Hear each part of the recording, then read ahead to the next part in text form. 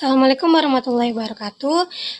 Saya dengan nama Hipian Heptidarzai Madaulay dengan NIM 2305102124 dari kelas MI 5D. Jadi di sini saya akan menjelaskan beberapa aspek yang memenuhi aspek Cia-Tria dan juga beberapa contoh kasus yang melanggar aspek Cia-Tria.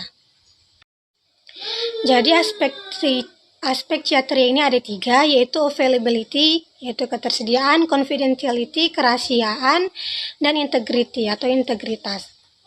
Nah, jadi ada pun contoh kasus yang memenuhi aspek Cia.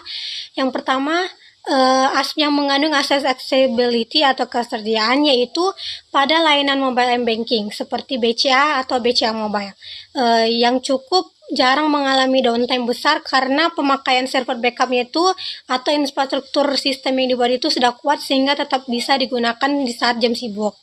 Adapun aspek dari confidentiality atau kerahasiaan, seperti beberapa contoh aplikasi seperti Peduli Lindungi, di mana pada aplikasi atau sistem yang dibuat itu menerapkan login dengan nomor HP dan OTP untuk menjaga kerahasiaan data pada pengguna. Selanjutnya, contoh kasus yang memenuhi aspek Cia-Tria pada aspek integrity atau integritas, yaitu adanya pengguna sistem e-tol untuk menjaga integritas saldo dengan sistem real time, sehingga ketika transaksi yang dilakukan, saldo langsung terupdate tanpa bisa diubah secara manual. Nah, sekarang kita akan membahas kasus yang melanggar aspek Cia-Tria. Yang pertama, ada pun yang melanggar aspek confidentiality, yaitu melanggar aspek dari kerahasiaan, yaitu pada tahun 2020 data 91 juta orang pengguna dari aplikasi Tokopedia itu dibocorkan dan dijual di forum hacker yang isinya termasuk email, username, password yang bahkan belum terenkripsi dengan baik. Selanjutnya pada tahun 2021, data 279 juta penduduk Indonesia dari BPJS Kesehatan bocor dan dijual di dark web. Pada contoh kasus itu sangat-sangat melanggar aspek dari confidentiality, yaitu di mana dia menyebarkan atau mengambil sebuah data yang merupakan data rahasia sebuah pengguna. Selanjutnya, kasus yang melanggar aspek Cia-Tria pada aspek integrity.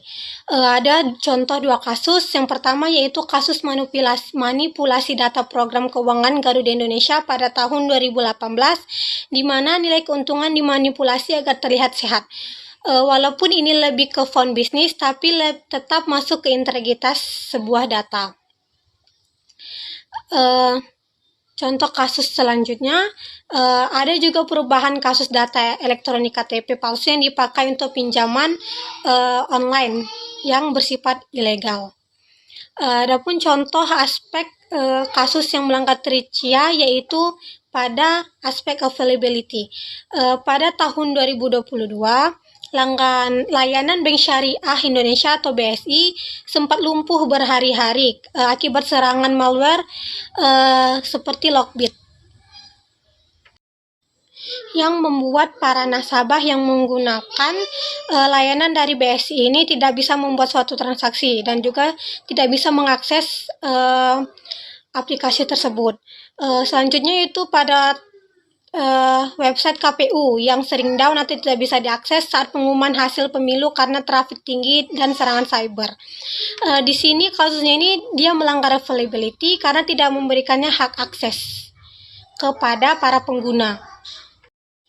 Mungkin sekian penjelasan dari beberapa kasus yang dapat saya jelaskan. Terima kasih.